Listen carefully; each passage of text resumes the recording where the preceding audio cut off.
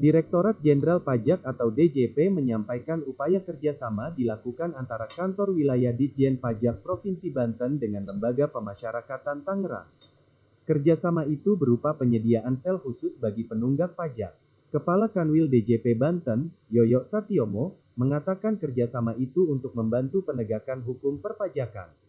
Berupa penyediaan sel khusus bagi wajib pajak yang sedang dalam proses penyanderaan, katanya, dilansir Sabtu, tanggal 13 Agustus tahun 2022.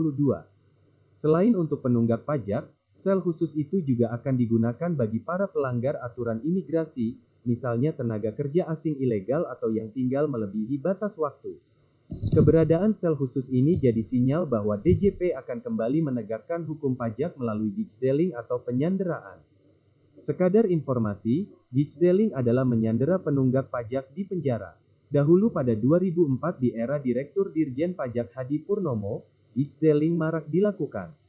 Ketika itu DJP bahkan tidak sungkan-sungkan menjebloskan eksekutif perusahaan asing ke penjara karena perusahaan asing itu dinilai tidak memiliki itikat baik membayar pajak.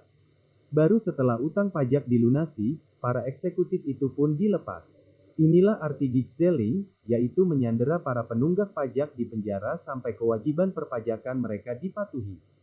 Hanya makin lama, DJP mulai terlihat melunak dan makin jarang menerapkan gijzeling. Maklum, tidak ada pengusaha yang suka dengan gijzeling, apalagi bila korbannya adalah eksekutif atau CEO perusahaan asing. Teriakan bahwa kebijakan itu akan berdampak buruk pada iklim investasi biasanya sering dilontarkan.